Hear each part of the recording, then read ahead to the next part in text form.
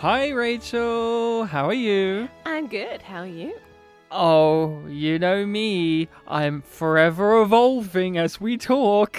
I'm feeling fine and dandy now, but maybe by the end of the episode, supreme existentialism and nihilism will just set in and I'll feel drained. But for the moment, I'm feeling but once like you've prey. evolved, you'll get over it within a few minutes. I evolve. I'm evolving. You're evolving. Evolution is here on the pod. We're no longer the YumYumPod. We're the Evolution Pod because evolution is what this show is about. Yep. So move over, Nan. We've replaced your particular piece of iconic with dialogue. Some galaxy pie. Galaxy pie, it is. It's like this delicious slice of galaxy pie. We're all having a fun time because we're talking about a really fun show that nobody gets cranky about, no one gets cynical about, no one gets nihilistic about. Everyone's has on the clear same page. opinions on. Everyone has clear, concise opinions that are unified. We all agree. Everything's hunky-dory out there when it comes to the modern landscape of Star Trek, especially Star Trek Discovery, and especially the quality of highness. Especially Season 2, which is what we are rewatching currently. Oh boy. So if you have not seen Season 2 of Star Trek Discovery, we're going to be spoiling Season 2. We're not going to really touch on Season 3 that much. I will only touch on it a little bit, but not necessarily any plot points, just kind of character things. Because this episode that we are revisiting, because this is our first time... Season 2, Episode 6. This is our first time rewatching it. Yeah. It is our first time seeing this episode again since it initially aired. So this is, as you just said, Rachel, Episode 6 of Season 2, The Sound of Thunder. Boom. This is a very character-centric episode. This is a Saru episode. Yes. But let's hear how IMDb describes this episode. When a new signal appears over Saru's home planet, Burnham, Saru, and the crew embark on a perilous mission that puts Saru in danger and raises questions about the Red Angel's intentions. Hugh comes to struggle to terms with his new reality. I love IMDb's descriptions because that made it sound like Hugh had a plot this episode. Here's how I could do this. If I was the IMDb writers, I could also do this. So instead of saying Hugh struggles with his new reality or whatever, I could also put in Tilly discovers some amazing pieces of information from the from the sphere information, or Ariam is tirelessly researching the sphere data and finds some startling revelations. See how that is all in the episode. All these things are in the episode, but if you put it in the description, it makes it sound like that's actually a plot. But it's not actually a plot. But we'll get into that in the Hugh dive, won't we, Hugh? Yes, we will, darling. So, Rachel, this is Season 2, Episode 6, The Sound of Thunder. The perilous, the amazing, the delicious, the very spiritual and faithful story about how Saru's people, the Kelpians, are free of their evil oppressors, the Baul, and they evolve into their true form, people who shoot darts out of their heads. And have no sense of fear anymore because they can now shoot darts out of their heads. That's what that's what his character arc's been going towards, Dart Head. I'm sorry, it's really funny to think that in Season 1, when they set up this whole thing about his ganglia and about how he's driven by fear and he can sense death, that in his species, in the real world of his species, that's just like a minor footnote. That's like when babies grow teeth for the first time, that's like teething for them. And when they teeth fall out, they get new teeth. Like, it's just really funny that the really interesting, cool setup and foundation for Saru's character and his entire being and his race of people is just like this silly little footnote, really, because at the end of the day, their true form is that they no longer feel the sense of death around them or fear or any of that. or can sense things, it's that they can shoot darts out of their heads. With the loss of your threat ganglia, the cartilage that housed it is reorganizing to accommodate a new type of keratin-based tissue. It looks like spikes growing in like teeth. Rachel, how did you feel about this episode when it initially aired? I did not particularly enjoy it. I found it confusing, which I still kind of did, but that is because I thought about things that I wasn't supposed to think about. Oh, really? Yes. wait, when you first saw it or this time around? Both. Okay, when we watched it this time around, were you thinking of the things that I brought up in a previous episode about his whole entire race and species that you didn't think about before? Yeah. Yeah, we'll get into that. So, I liked this episode when it first aired. It was one of my highlights of the season. I knew, like one of the previous episodes, New Eden, that things would get called into question on the rewatch factor.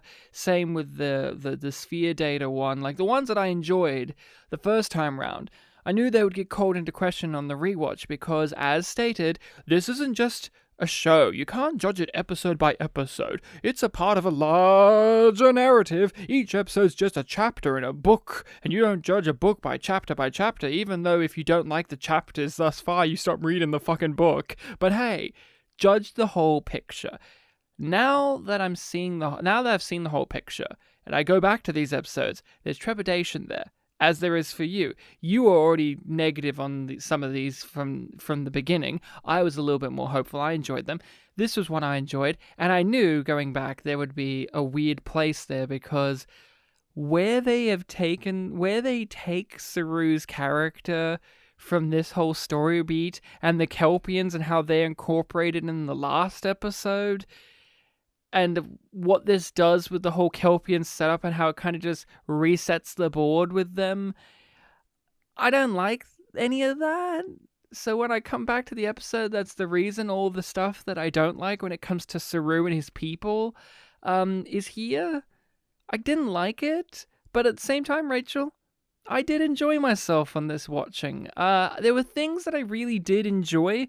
I was feeling the momentum of the episode, but then by the end, it kind of just kept going, and it felt like this episode was like 10 minutes too long to me. It felt like, okay, can we wrap this up? Like, I think it's more like, about 43 minutes too long. But yes, it's a mixed bag experience for me on this watch. I had things I really did enjoy about it and things that I really didn't enjoy about it. Okay, well, how about we start with the positives then? What do you give this episode kudos for? Saru, Doug Jones's performance for 80% of it is really great. Like top tier, top notch. I agree. Excellent. 80%. There's 80%, yeah. 20% of his stuff in here is stinking garbage, and he's I not very good at. I feel anger. like the opening monologue is an accurate reflection of that and sets up the kind of wave that you ride with Doug Jones's performance and Saru's character journey of being like, yeah, this is good. Oh, no. What was a positive that you got from the episode? What was something that you enjoyed? I enjoy the CG designs of Keminar. I like the way that the planet looks and that their entire world is made up of villages. There's no cities. You like the plant life and the water and the color palettes of the sky. And the way that they've set up the world as being very peaceful and it's a paradise in balance. If they weren't being subjugated, it would be a paradise, utopian. And I really do appreciate the design that went into those things, including the flowers that are part of Saru's quarters, the garden that he's developed. Yeah, I think it's a really nice touch, and it adds more meaning when we do go to the planet and we see all of those elements in abundance. I enjoy that. It makes the Baul stuff really great too, aesthetically, because they're the exact opposite. Yes. They're very, technology-wise, of course, they're far ahead, but their technology, the architecture and the design of it is very cold, very rigid. These harsh lines and no curves, just blocks of things and pointed and jagged looking, and they're just hovering there, reminding you that the peaceful, village aesthetic has this imposing thing in the middle of each one of them. And the aesthetic for the Kelpians, their villages, their planet, their nature, has to work for that to work as well, to have the juxtaposition there, because they could have had it, their slave race, right? They could have had it like how the future is being shown in season 3, where everything's kind of like your typical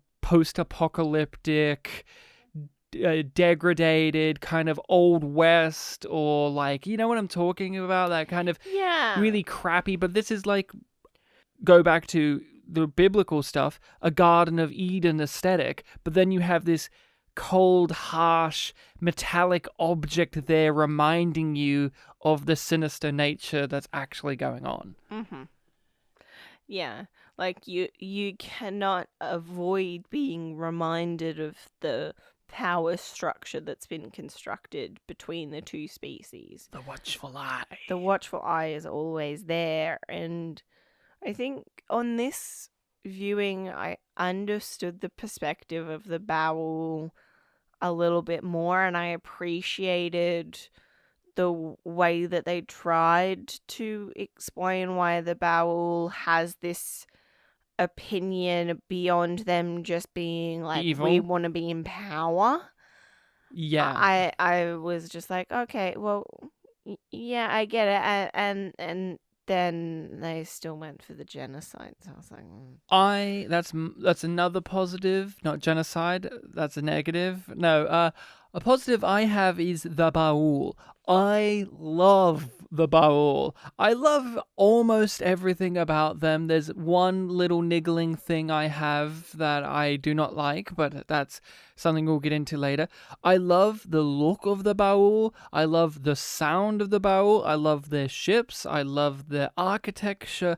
I love the way that the episode itself, outside of the little short trek we've seen and what Saru has or hasn't said about them, just the episode shows us how fucking terrifying they are. Like, when they have to teleport out because the Baul are coming, and you just see that light coming over, and you hear all this rumbling going on, and you get the atmosphere there, everyone's freaking out. Great atmosphere and tension with the Baul, and I love what they look like. I love it because I grew up with Star Trek Next Generation, and there was a shitty muckman oil monster guy that killed Tasha Yar, and that guy fucking sucked, design-wise and character-wise. And it was nice to see that Star Trek Discovery is finally using its budget and its CG to actually come up with an interesting monster character design that is an improvement on things that we have seen in the past, because the Muckman guy, I don't even remember what fucking race he is. I know he's not a Baul, right? I know that, but it's the idea of, in Star Trek, we've seen a famous Muckman guy before. He's a very famous guy because he killed Tasha Yar in the most pathetic way we've ever seen a character get killed before. Just gently smacked her. That does happen. That is a thing. And people always make fun of that Muckman design, and I've always thought you could do something cool with that. And Star Trek Discovery actually did something, in my opinion, cool with a design that was lackluster in the past. They actually saw it and said, I don't know if they actually saw it, but there's in my brain, they saw this thing, it didn't work, let's elevate it and make it into something new and interesting. And each little facet of their physical demeanor, like the little spikes growing out of their backs and all these weird alien things that they kept having on there. The drip effect. The drip effect, and the way that their fingers would kind of detract in on themselves. Just every little physical thing of the acting and the CG work I liked it. It was creepy. Their eyes, their voice.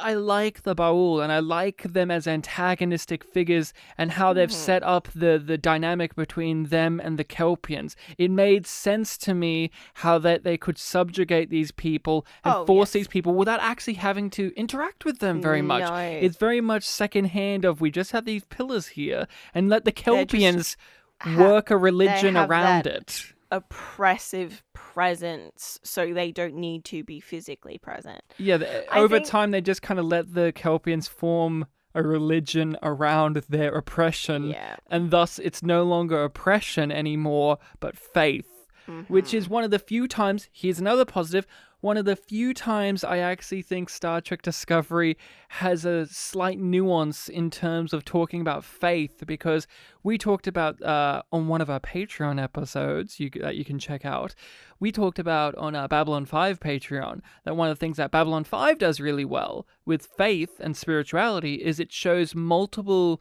aspects of that, including the negatives, including the toxic and the harsh elements.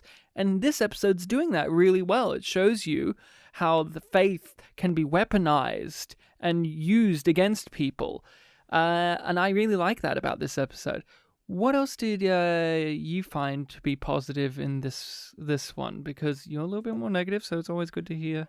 I am, and I think I didn't enjoy the Baul's design as much on the first viewing because I had more trouble distinguishing the black on the black background. Yeah. Which I still found a little bit frustrating, but less so on this watch. I think it's because I knew what they looked like more, so I could kind of tell better. You knew what to expect. Yeah. So I was like, oh, yeah, that's the sleek part, because a part of the design is that they blend into their environment in some ways, and they are organic, like part of it, because like they come up.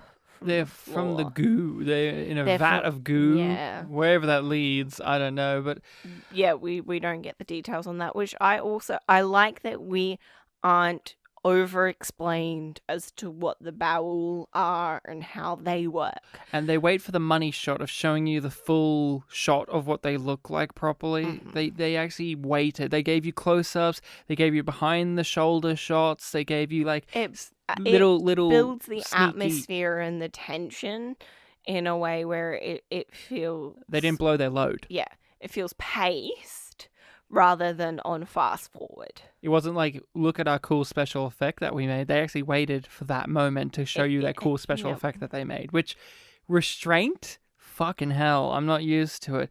What was another strength of the episode for you, though? Anything outside of the Baul?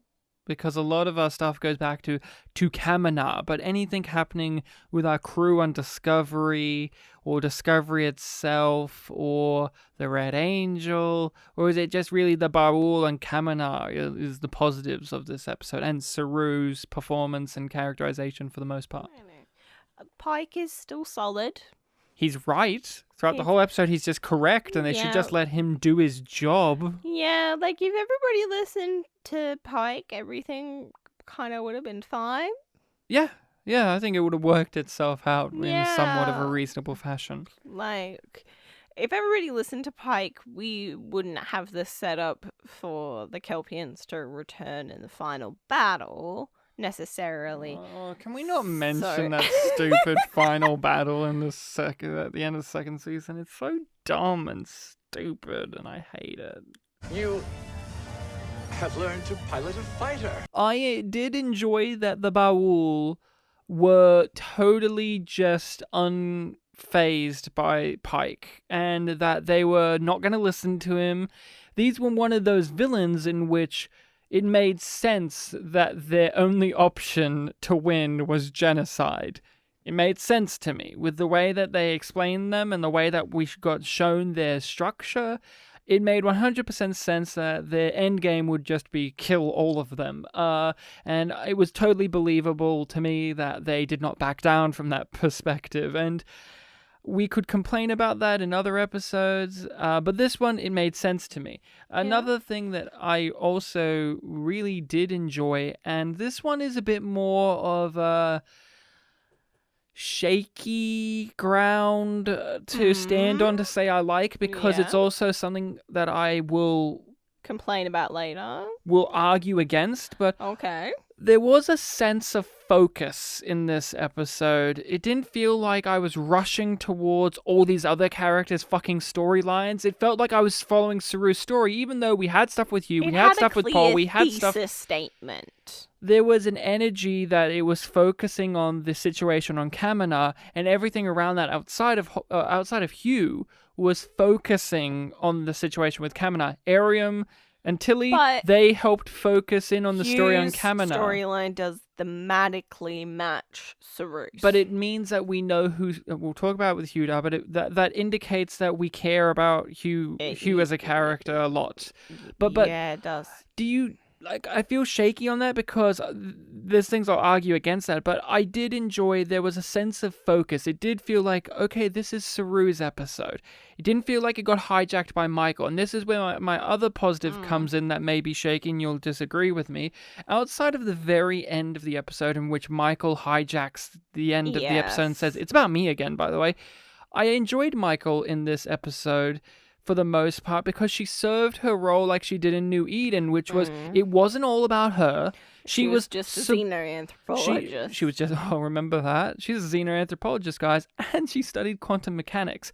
I enjoyed Michael a lot more in this episode because she wasn't the central focus. Like I said, I think Michael could work as a character, but when we're focusing in on her the whole time for episodes and seasons, she falls weak to me. And in this episode, she worked for me because she was offering something to Saru, not taking it from him, like she did in the Blue Planet episode, where I felt like she took his episode away from him. This one, I felt like she was helping him on his journey in the episode as the protagonist of this story. And I liked that. I think that they need to accept that Michael can do that sometimes, and they should embrace that she should do that more often. And the protagonist doesn't have to be the main character in every storyline. Yeah, and with a Star Trek show, the protagonist can be different people any episode. And I know this isn't like old Star Trek, it's not episodic anymore, but DS9 managed to do that, and that was far more serialized than TNG or the original series. All of these things could be done well and have been done well in either Star Trek shows or other shows. Exactly, like Babylon 5 is a pretty serialized story. Of course, there's still one-offs. It still has some episodic stuff, but that one's like, as many people say Star Trek Discovery is for some reason, but this one is more so. Babylon 5 is very much like a book, a giant book. But that show isn't afraid to also just go, hey, Sinclair, hold back for a bit. This is a Delenn episode. Mm-hmm. And I like that about this episode. Laying out the idea rather than skipping ahead to the goal. I also liked that Saru used their technology against them again. That was a nice reincorporation of the short trek, which I did not see originally, the short trek. So this was a bonus on the rewatch factor, because now I had seen something that was set up before. But they also do explain within this episode without it making me feel like I missed supplemental material. Yes, they do show flashbacks to that short trek in this episode, but when I first saw it, I didn't know that Short Trek existed. I thought they just shot things for this. Short Treks continues with The Brightest Star on December 6th on CBS All Access. You said when you originally saw this, you didn't like it, you found it confusing. Mm-hmm. You still find it confusing, but in different ways. Yes. What was confusing about it the first time, and how has that cleared up in some ways now that you are rewatching it? So I just got tripped up on minor details that don't really matter, but just affected the flow of the episode for me. Like, just the fact that the Babel achieved warp 20 years ago. Yes, I think that's what they said in the episode, yes. But they do not set up a clear division of time between when the Bowel achieved warp capabilities and Saru sending the transmission, because they say those things one thing after another. So I was just like, wait, why is Saru sent it 20 years ago? So what, was he just not waiting to go home for those 2 years? And then I was like, oh no, wait, it just took him 2 years to do it, and that made more sense because we watched the short trek and we saw like that it took him quite some time to figure everything out after he found the piece. Well, it took him some time to wait for just a random piece to fall off, as they often do. Whatever. So yeah, you got hung up on I got tripped misunderstanding up on the timeline of things, and then I was just like, on the first rewatch, I didn't fully understand the timeline of things because I was like, wait, how can they tell specifically which species? Which the sphere. which is no. I understand that Discovery knows it fucking everything because the sphere data. Sphere data. That I'm like, okay, whatever. They do that with everything now. They just know all. Galaxy pie is there. It's fine. So they eat that piece of galaxy pie and everything's explained away.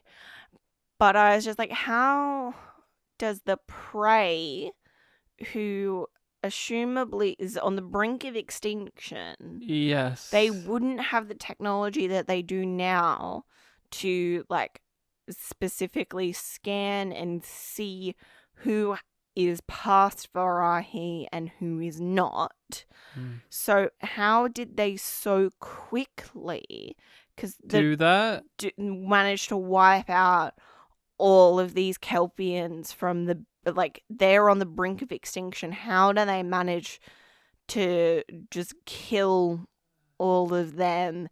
And Discovery, the data suggests that it happened like overnight. They don't want you to think about that. No, and it could have been an interesting a detail that we don't have time for. It could have been an interesting question to actually explore and answer, because I think that you could make an answer for it, but they don't make one. How did they fight their way back from extinction? Well, how did they fight their way from pretty much nearly mass extinction to being the superior race?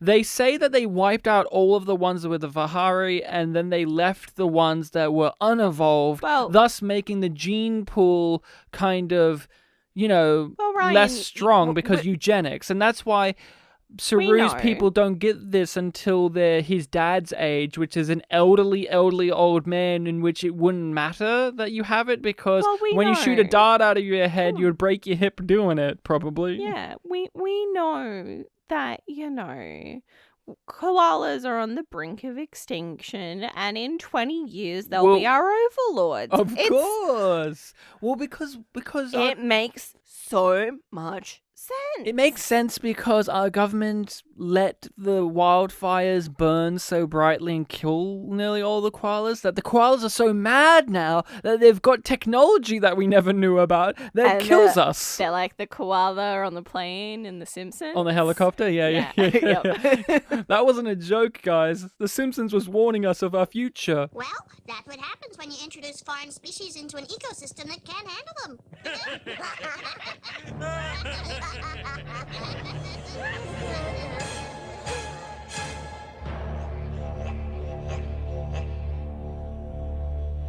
You make a great point. How did they know this? Now, how did they do this? They could have said they were the technological race, right, of the planet, and they found some piece of technology, let's say like a bioweapon, that wiped out the thing. They made their version of an atomic bomb, perhaps, that just wiped them out. This could make something, but they don't say it, so you just have to go, oh, I guess they just did.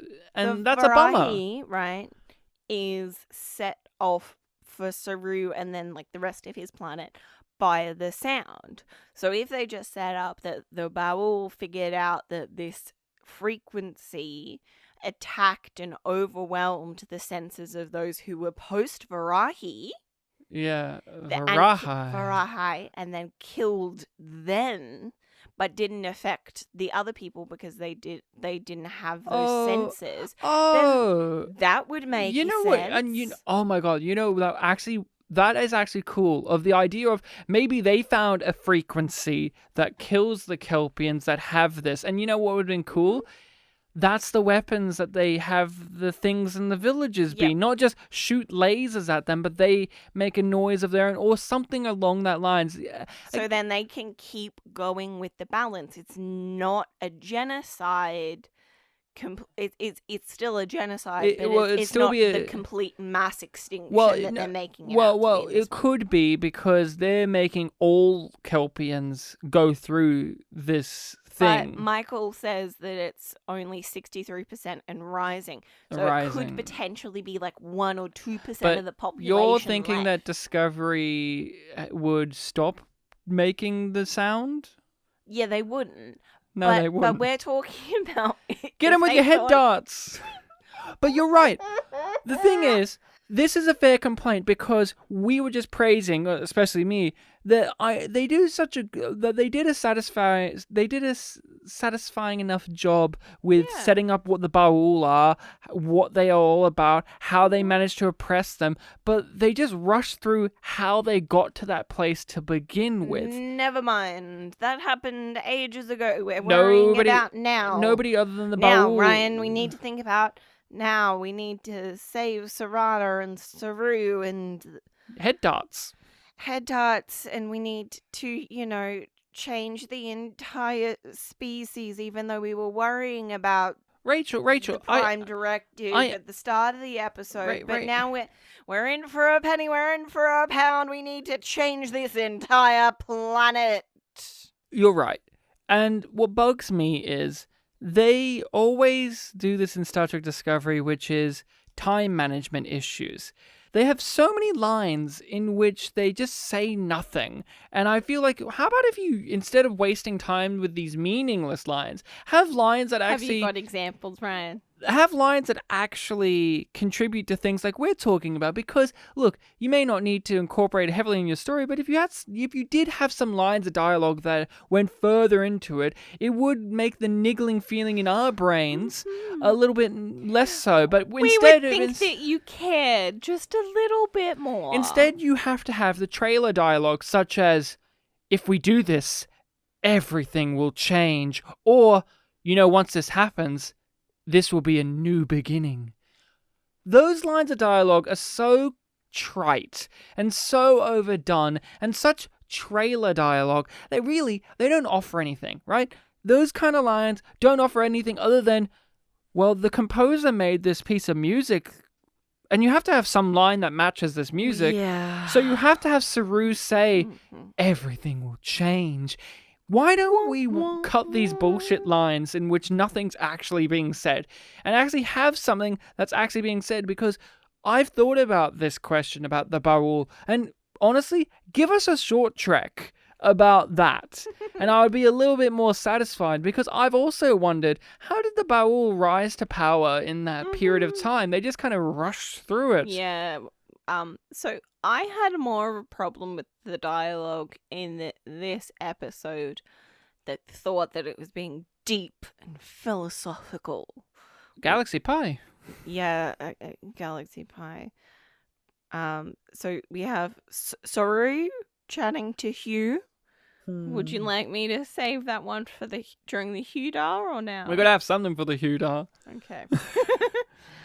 It's that and Scar talk. That's all we got for you. Saru chatting with Serana and saying, I found a new life.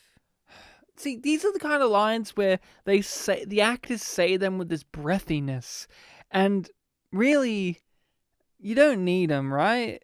Just have characters talking. I have never felt more clarity than in this moment. This is the only way. I hate these. I hate this so much. And there's a ton of them. You're right. There's a ton of these trailer lines that really don't feel real, because also, to go into that 20% of Doug Jones's performance, I've seen Doug Jones, let's say, act. Mm-hmm. Because I say let's say act because most of the time he's not given lines of dialogue. Yep. He's usually That is very a physical frequent. performer. Or if he is, he's not a main character. He's always a side character or an entity. So this is what's refreshing about seeing Star Trek Discovery is we get to see Doug Jones actually get to act. Yes, he's still in all this prosthetics, but he's actually enveloping a character that we get to see from week to week to week and see them develop and see them grow, see them change, see them interact with other people. There's this 20% in which Doug Jones... love him, but I haven't seen enough of his work, but he can't do anger.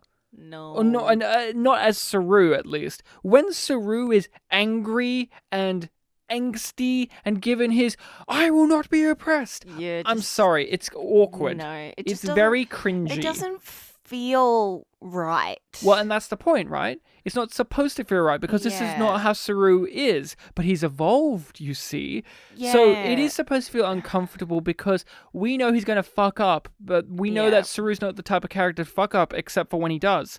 But my thing is, performance-wise, it feels stilted and awkward when Doug Jones is doing it. And I don't know if it's because I'm not used to Doug Jones externally being angry like how he was in this episode, or direction, but it was very awkward, and unfortunately it enters into the category of his characterization in the episode was poor in some parts, and the other part of the 20% is this talking that you're talking about. Like, there's moments in which him and his sister... We will create a new balance. But there's actual moments where him and his sister have, like, conversations that feel like actual characters talking, but then it feels like for a moment there's a glitch in their brains and they talk like that. It's really distracting when it happens because it's like Do you know this ancient Greek guy? Yeah, he was. Oh, that was him and Michael, wrote yeah. Tragedies. Yeah. And here's the start of the quote. I can finish that quote off for you, Michael. It's just not natural. It feels like writers writing, which of course I've mentioned many times before, but I hate in shows like this or movies when you feel the writers just indulging themselves and just writing poetically for no real reason other than from a writer's perspective. Did you know Alice in Wonderland exists, or did you know that ancient myths exist? It's very hackneyed and tired. But Ryan, it's just a delicious slice of Galaxy pie. Galaxy pie. I want to talk about Ash Tyler. Tilly was a dumpster fire in this episode, and so was Ash Tyler. They both were barely in it, so that really is a high praise of how bad they were.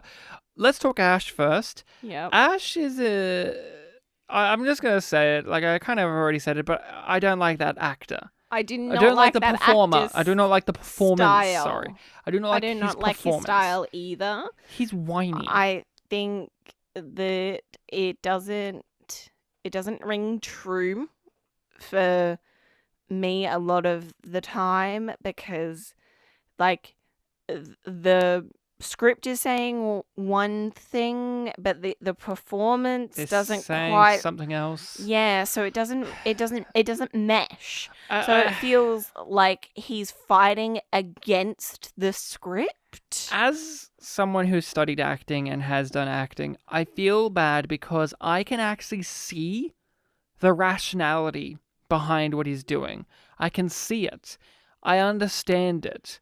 I can understand it also with how they've structured his story. So, for instance, there's a scene near the end of the episode where him and Pike sit down and they have a conflicted conversation. Ash is debating him. Ash is pretty much starfleeting him, saying, you're being blind to this, and this. And, he's being paranoid, as Pike calls it. And he's been contrarian the whole episode, basically since he's come back to Starfleet as Section 31. But to magnify on this scene, he's acting very bratty about the whole entire affair, and he has his little line at the end where some of us are still suffering, meh. And the problem is, as an actor... And it's like, yes, you are. Yes, you are. That makes sense. I understand where his character's coming from, and I understand performance-wise why he's approaching it like this, because his character has this really fucked up history with the Klingon War. He's still reeling from it, and him trying to find meaning in all of this. He recently had to give up his son. He's trying to find meaning in all of this mess. He can't get back with Michael. He can't be a Klingon. He can't be a human. Now he's dedicating himself to Section 31. So now he's ingratiating his principles into their principles. It could be really fascinating to see a character who's been pushed out of the black and out of the white into the grey. And I understand all of these little nuances that are there. He's got this tragedy. When he has this line, it's like, some of us are still suffering. Yes, he's suffering. But I have the same issue with Wesley Crusher in TNG.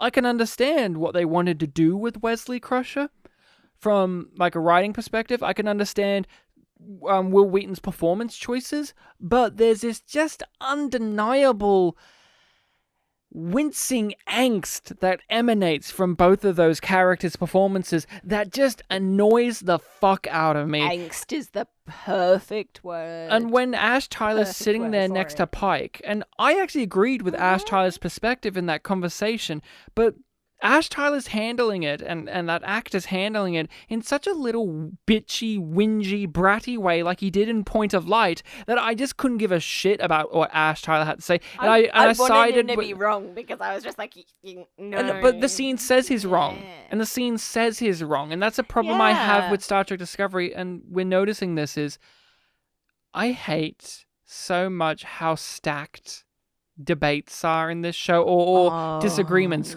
Michael, for instance, we always complain, and this episode doesn't have it, but which is a good thing. Michael's always right. Yeah. So whenever she's having a debate or conflict with anyone, you know it doesn't matter, because she's always right. She will be proven right in some way, shape, or form. Yeah. And that was this scene as well, where Pike's right, even though what Ash Tyler's saying is 100% valid. There's never enough of the ambiguity of scenes enough. There's never this moment where you might side with Pike, but you're going to end from the start of a scene. Mother. And remember how we knew from the beginning of that scene that she was going to say mother in Point of Light? Exactly, because everything is so telegraphed. There is no nuance in the script or allowed into the performances. No. Everything is down the line. Yeah, and it's a bummer. We're on those train tracks. And it's a bummer because that scene should be one where you as the audience feel like, yeah, Pike's right, but maybe Ash has a point. But at the end of the day, even though I agreed with Ash's points at the end of the scene, I just go, oh, well, Pike's right, because Ash is a little bitch. And Pike's always right. He was right this whole entire episode about everything. There was never a moment where he wasn't right. So, of course, he's right here. Even though it's frustrating because Section 31, as an organization, of course, they're antagonistic. I've watched DS9. But they operate within the grey. And here's a character who we just said falls into the grey, offering up the grey, offering it up, and the writers force it to go into the black or into the white of right or wrong. And that's just so lame. It's so lame and boring. And when you watch a scene like that, there's no meat to it. There's just, oh, well, here it goes. So much more. It could have been so much more. It could have been so much better. And instead, it's just not. It's like, this could have been like a glorious Sunday roast with all of the trimmings, but instead we've just got some lunch meat that's slapped in our faces. And that's Ash the whole episode, because they keep treating it like, oh, that old stick in the mud Ash Tyler over there, old fuckface. Could you shut the fuck up, Ash? And you know what? That could have worked if... That could have trying to do... I think that could have worked if you had him be like the whole episode, but then punch in the gut and him at the end with this scene in which all these things that he's concerned about are valid points, but he wasn't allowed to communicate them properly during the crisis. That could have been great, but instead, we don't get that. And instead, all we get is Ash Tyler is is a wuss, a shill, he's a fucking complainer, a whiner, he's a corporate stooge, he's an idiot, he's paranoid and like boo-hoo-hoo, and he is like, at the end of the day, whatever philosophy, whatever ideology he could have offered up to the table, like you said, just smacked off the table. You get nothing. And that was my frustration with Ash Tyler in the episode. He's not in it very much, but he could have offered something, because there is a genuine question to be asked about what the Red Angel's intentions are, and the fact that we're going on this whole like, oh, well, it's a person, we know that. Okay, well, that means it's someone with cognitive abilities that is doing this for their own gain or their own motivations. Are we being trapped into something? And this is involving time travel. Maybe what we're doing is positive right now, but what happens if it leads to dangerous things in the future? Think back, Rachel. We recently rewatched an episode of TNG in which a time traveler from the past was pretending to be from the future. And he was alleging that he had this information about this planet that Picard had to save. And it was... Yeah. Picard was demanding and was wanting him to tell him the information of, if I save these lives, is that the right thing? Is that whatever? And that whole conversation there, that had ambiguity. That had a whole thing of, if I tell you one way, it will affect it. And if you save them, maybe it will erase my future, and my future is great. Or if you don't, like if they die, then that... We don't know in this moment. Yeah. And this conversation is what will influence what happens. Yeah, and the actual outcomes of either situation could be either really positive or really detrimental. And Ash Tyler could have brought that up about the Red Angel. This is something that could have really been like, is this playing us for some eviler game that we, at the moment, in the short hindsight of, ooh, Saru's people got freed, aren't knowing the full implications and the impacts that will be caused from things that this random entity is playing. But Okay, instead, Ryan. it's, Ash, you're dumb. You're aware we're no longer at war? And we don't want to end up in one again. This last war, sir, took a toll on those who fought it. Some of us are still torn apart. Tilly is full of faults this episode, yet she's barely in it. Yeah, she's on the bridge in that one other set. The research she doesn't- set. Yeah, she doesn't even really have lines when she's on the bridge much. She's like usually What there about in her? the background. What about her bothered you this episode? Because you were really vexing about it when we were watching it. You were really like riled up about it every time she came on screen. Her and Ariam, but mainly her. Yeah, so I feel like usual Tilly is a little bit watered down than what she was in this episode. This felt... I mean, remember what she was like last episode where she was constantly screaming and telling terrible jokes? I think we've gone down a few levels from that one. Yes. So, but it's still like, okay, so we want to see some refinement in the characters, right? We want to see Some them dimension. change, evolve, but it feels like with Tilly, they've boiled off extra things, so now she's just like a condensed jam of social awkwardness and Quirky. She's funniness. She's nothing but... Thus far in our watching of season 2, she's been boiled down to quirks. She's no longer coming across like a relatable character, but quirks. A series of quirks manufactured into a character, not a character anymore. Nothing about Tilly feels organic, and No. it is just part of the overall show also feeling more constructed, because it's like Tilly is here and she is doing this thing. This is the roll of the dice, and she has been assigned this job for this scene, and she will only do this thing. Yes. And so it feels even less. They don't try to give her any depth. They want that one-dimensional plane of existence. Well, where there is no room. It's not even 2 dimensions. Because it is just a line. It is just the one. They do try to, but we don't like it. Like that whole scene, like with her and May, that whole thing with May freaking it out and making her... I'm specifically talking about her in the scenes in this episode. Well, this episode she doesn't... More broadly, they do try and at least give her 2 dimensions. We'll give them that. But this episode she was Sometimes just... they even try and give the illusion of 3 on a page. I acknowledge that they try and do that. I do not appreciate it, and I do not think that it succeeds. Galaxy Pie. I want to rattle off some of the smaller complaint things, because we've Gripe got... time. Gripe time. It's been a It's while gripe since gripe time. Some of these are big, but we have some real big things I want to discuss. So let's rattle some of these off that I have been holding in. When I think of Star Trek Discovery's aesthetic, when I think of the thing I do not like about the show, Spin me right round. It's this episode.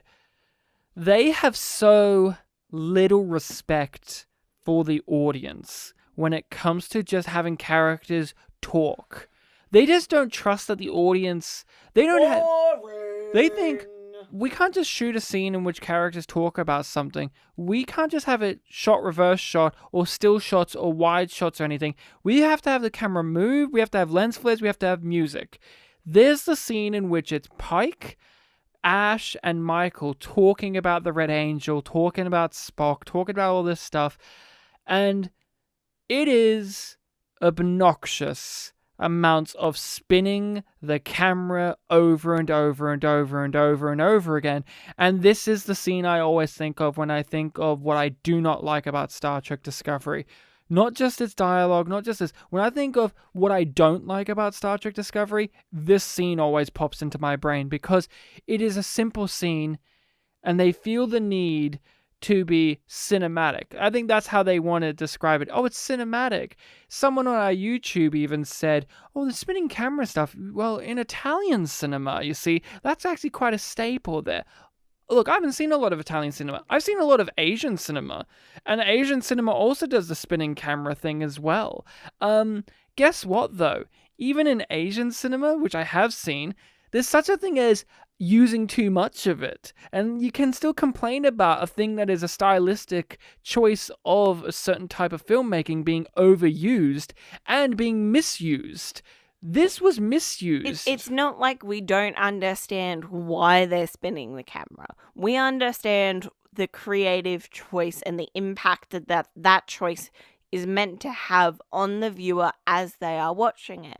What we disagree with is the need for that decision, because we think that the script and the acting should serve the same purpose that the spinning camera is trying to achieve, and that it would be more interesting if they didn't rely on the camera technique and instead it's a crutch. The pillars of the script and the acting, but they use the crutch of those camera techniques and those post things and the CG to add the illusion of depth to their script. And agency.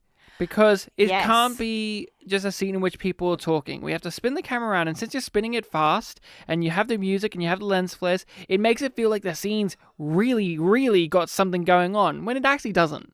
And it's okay that it doesn't. It's okay that this isn't a scene in which something's about to blow up underneath the table. Whoa! This is just a scene of people talking. And it feels like, as we've said many times, they have no respect for the audience's intelligence and or have no faith in the audience's intelligence to absorb a scene of exposition. I get it, it's exposition. Exposition is a necessary thing. We often talk about how clunky it is and how annoying it is and how ham-fisted it is, but exposition in a story is necessary. Whether it be told visually, whether it be told via dialogue, whether it be told via music, you need it to tell a story in some way, shape, or form. You need some form of it, at least. That's okay. And they're aware that they need it. They use it a lot. But they have to film it in such a way in which it is arrogant, to say the least. And when I think of Star Trek Discovery, I think of this scene. I think of this scene just of, you have a... It is really the personification of Star Trek Discovery. You have a simple thing. And you could execute it in a way in which it's understandable. Instead, you have a simple thing and you execute it in a way that is just nonsensical, such as spore drive technology. That could be done really well. Why did you set this as a prequel, though? That's kind of nonsense. It's kind of stupid. Or like Lorca, or like any of the things we've talked about.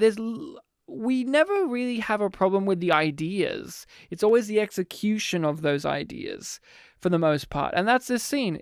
I don't have a problem with the scene. It's the execution of the scene. And it's stupid. Another gripe, Rachel, you've heard me complain on and on about over the years since this episode came out. I love the Baul, but I hate the interior of their ships because it makes no sense to me. I like that they're gross and they're oily and they're black. You praised the design. I like the exterior of their ships because they're black. But what's wrong with the interior, Ryan? They're so clean. And it doesn't make sense to me why they're so... Only the drones fly around those other parts of the ship. That's what I mean. I don't know how the interior works of the Baul. Like, all their technology interior-wise. Like, do they not walk anywhere? Do they just live in the black goo? How does their technology... Or are they all the black goo? No, I don't know. Is that like a nest How do you shoot them and they're like a hive? And here's another issue that I have. I kind of wish that the interior looked more like the surrounding of their black goo, where they have that kind of gooey, black, sinewy type of stuff. What I'm saying is, I wish the interior was more of an organic, gooey, yucky kind of interior, because that would make more sense for them, because I just can't think of... But that would go against the design choice of the Kelpians being organic. No, but this is like gross, evil, black, gooey, like in Alien, say, like where they have the black cavernous. Something's off, and it would actually thematically work because the exterior is a strong, metallic. We're strong, but on the inside, they're weak and decrepit and just sludge that can be squashed upon. And but that would be too interesting. What I think is, I just can't. At the end of the series, they have them flying around in their the Kelpians flying around in Baul fighters. You have learned to pilot a fighter. When I see the technology on the inside, I just can't imagine the Baul interacting with it because it's so clean and so made for human proportions. Such as we've got a keyboard. I've got a keyboard right in front of me. Mm-hmm. I can't imagine a Baul interacting with it. No, because of how they're designed. Yeah, that doesn't. And the interior of their ship, the way it's designed, it's so clean and so pristine and so nice. Do you remember what I don't believe the Baul would live in that. After the first time we watched it? No. I said, well, wait, they stole the technology from somebody, right? That would... And you were like, no. That's They theirs. said that they designed that. And I was like, no, that doesn't make any sense. Like, why would a goo monster have a corridor and shit like that? Can you imagine one of the Baul holding a drill? What the fuck? Like, a drill made with the aesthetic of the interiors that we've been given, of the interiors of their ships, the interiors of this. Oh, it's the same logic as Palpatine just raising an army out of the ground. He conjured those cruisers, yes.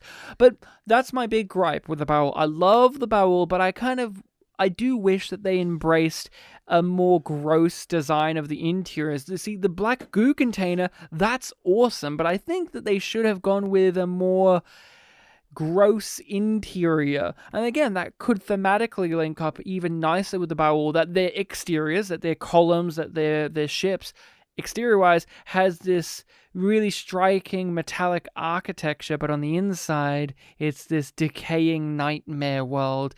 And that's the Baul, that the exterior, they're putting up this front of being the strong, but on the inside, They're weak and gooey. In truth, you are frail. You would be helpless without your technology. We'll never allow the past to be repeated. No threat to the great balance will go unanswered. Okay, so that's all fine and good, and I would consider those fairly Minor. No, like those are things that could really affect your viewing experience and your connections and whether you land on the side of a yum or a yum yum. So I'm really interested.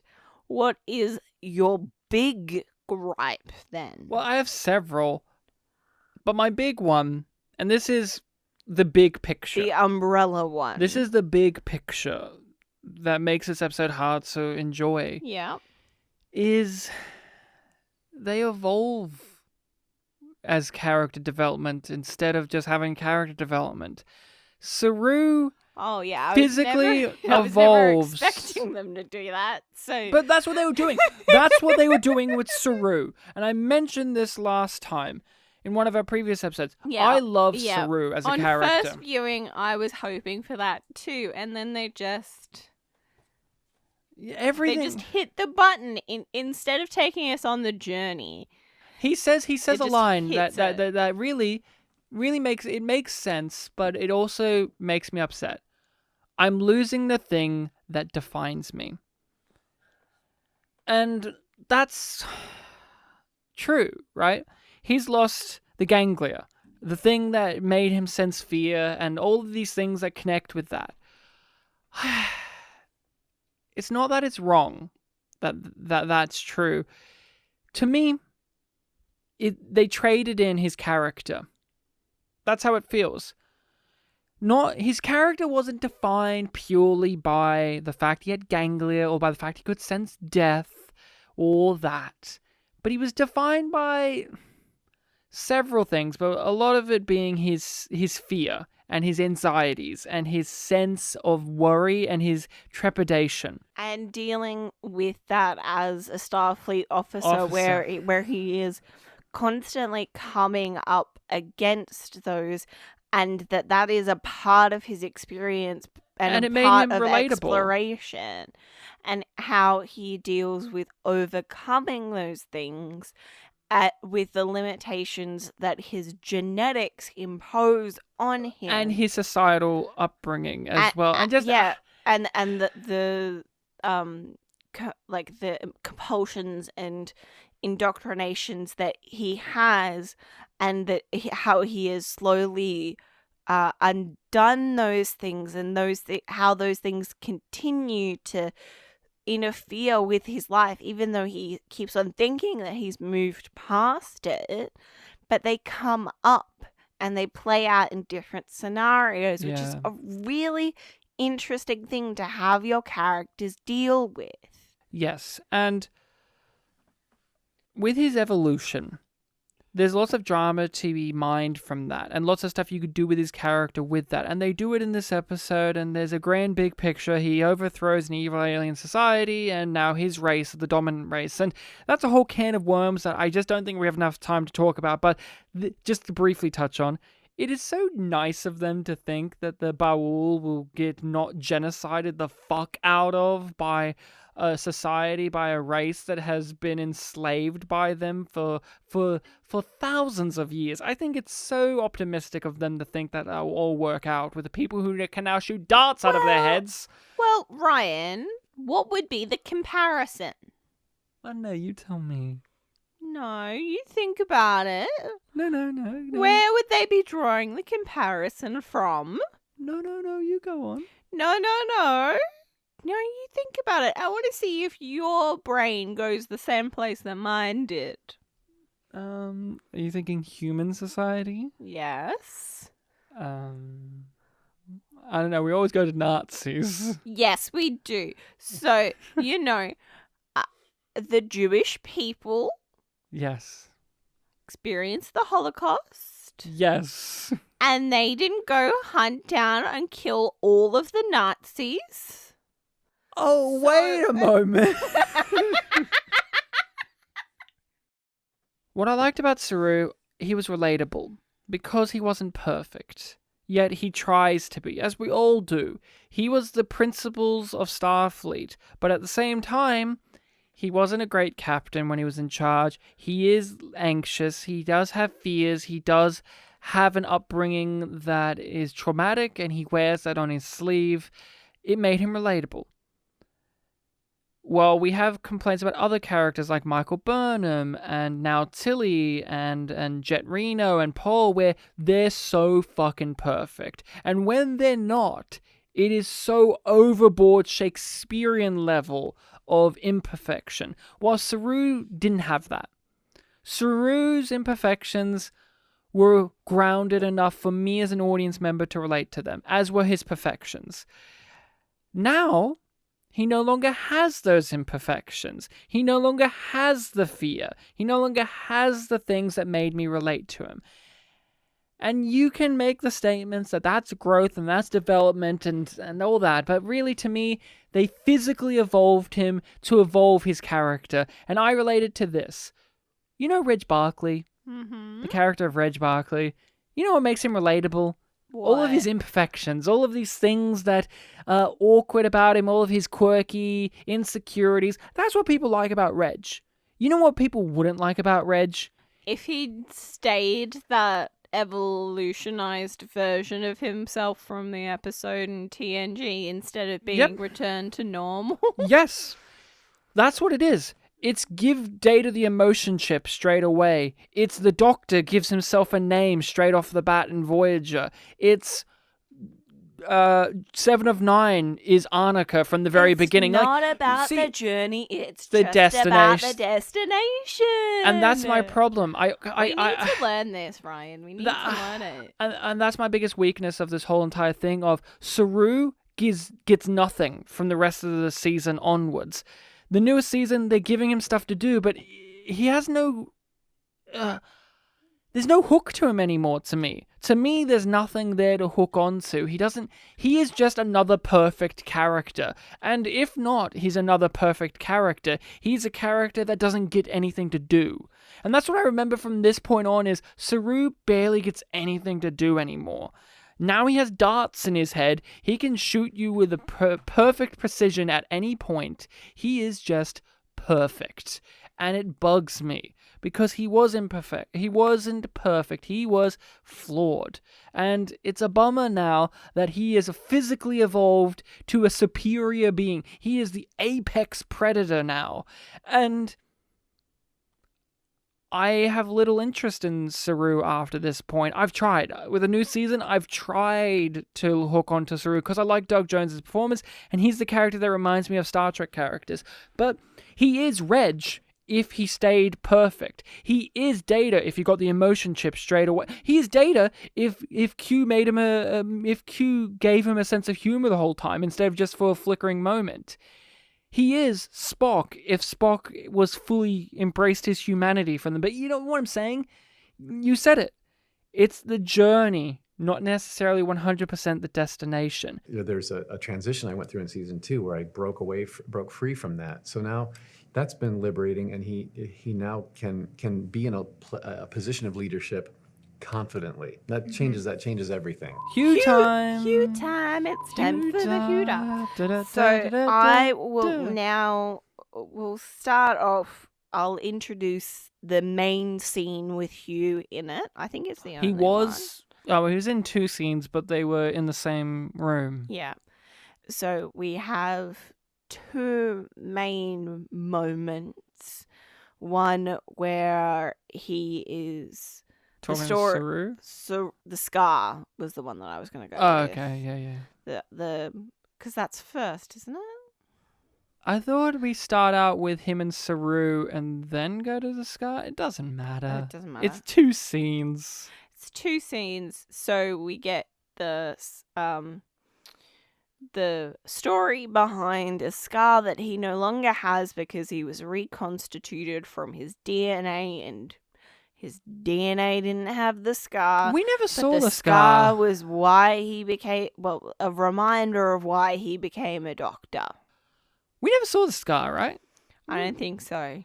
Which is cool. because you can just make it up wherever you want. You don't need to have set it up. You can just say he had one there, he no longer does, and now that's impactful. It was just always covered by his singlet because we don't really see him fully shirtless. He's always wearing a singlet or a full top, so... Yeah, I don't even remember in the first season seeing him in a singlet. It was always kind of like a top.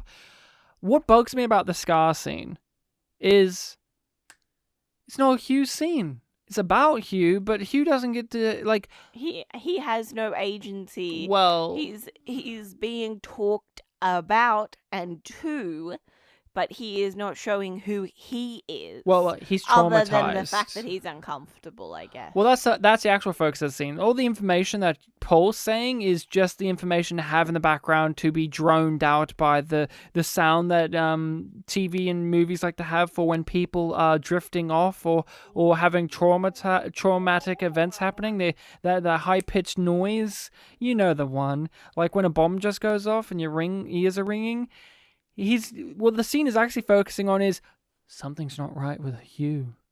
He's not feeling right. That noise also plays into the fact that they're saying that like his nervous system is out of whack and it'll be right. Too overreactive, I guess. It'll be right. And then the other scene is between him and Saru, and him and Saru just kind of chat about, I've gone through a big life thing, so have you. We'll move past it. We'll move with it. It'll be fine. Okay, so you want to hear the line that I picked out from... Yes. Perhaps. Da-da-da-da-da. In feeling less like you are more like who you were meant to become. And the problem with that is we never really got to know who Hugh was. And that's this whole story's major issue. But we know who Saru is. So Saru was talking more about himself than about Hugh, even though he's talking to Hugh and meant to be giving him advice. But it doesn't make any sense to us because we don't know anything about him that's important and that he's shown us. We've been told various things and various inconsequential things to who he is now. Even in this same episode, he had a scar. This inspired him to be a doctor. We should have known who Hugh was as a character so that this storyline for this season... But they didn't think that we would care. They didn't think that we would be invested in the relationship drama that's going to be happening, right? But this is the crux of this episode and the storyline that they're setting up with him, which is he has an existential crisis about who he is. What's great about having an existential crisis in one of your main characters in your show, as someone who's going to have a season-long arc about it, is we should have had an understanding of who that character was before they had the existential crisis. We should have an understanding of who they were to understand what's wrong. Oh, we haven't got time for that. But they never dedicated the time to giving Hugh anything we haven't got time with. for that, Ryan. So this whole season-long story, this episode story of seeing Hugh whinge and complain and blah, blah, blah, blah, blah, and now season 3's on the table, in which he's now settled into being a character a bit more. Mm-hmm. It makes this whole entire journey feel like a detour and a pointless one at that, even though there's interesting things in there which we'll talk about. Up, Ryan. We're meant to be devastated. Talking about devastation. Would you rate this episode a yum or a yum yum? Yum. I rate it See, I was just like, it almost is enough for a yum yum. But because I know that it gets worse, and this one didn't make me particularly angry, which is one of my criteria for giving something a yum. But I think I mainly do end up giving it the yum because of the legacy of what this episode does. That's where I land. I give this a yum. It basically killed Saru's interest for me. It killed my interest in that character. It derailed it. It ruined the journey. Speaking of derailing characters. But hold on. I also give it a yum yum because Giorgio wasn't in this episode, and it felt fucking great not having her. Talking about having Giorgio in an episode, next week we are going to be discussing episode 7 of Star Trek Discovery called Light and Shadows, the plot of which, according to IMDb, goes as such. Burnham goes to Vulcan in search of Spock, where she unearths surprising family secrets. In researching what is left of the Red Angel signal over Kaminar, Pike and Tyler end up in a battle with time itself. Giorgio has a few tricks up her sleeve for Leland and Section 31. Antics ensue. I'm sure she'll say AI sausage or make fun of his bald head. So Light and Shadows. I appreciate my interjections. I did. I just really wanted to stop talking about the next episode because I already know that I don't like this one. Or do I? Ooh. We have as much ambiguity as Star Trek Discovery. Or do we? Ooh. Mystery Box. Mystery Box. A pleasure, as always, Rachel, to be talking about Star Trek Discovery with you. Even if episodes like this are big, meaty boys. I mean, there's so much other stuff we just didn't have time to talk about because this episode is jam-packed, full of stuff. But here we are at the end of the episode, in which we tell you to rate and review us on whatever podcatcher allows it. Follow us on all of those social medias, you know, the Facebook, the Twitter, the Instagram, the Reddit. All of this is in the description of this episode. And you can email us at yumyumpod@gmail.com. Also, as mentioned earlier in the episode, and as mentioned in many episodes, we have a Patreon in which we talk about the Star Trek movies. We also talk about the bottom 5 and the top 5 rated Star Trek episodes of other series, and we give our thoughts on other television shows. As mentioned, we have talked about Babylon 5, we've talked about Misfits, we've talked about Doctor Who, we've talked about Sherlock. We've got a whole plethora of content on our Patreon. Just look up YumYumPodcast on Patreon and all of that, again, in the description of this episode. So, Rachel, I think the only way to end this episode is with a nice, big, juicy, wet slice of galaxy pie.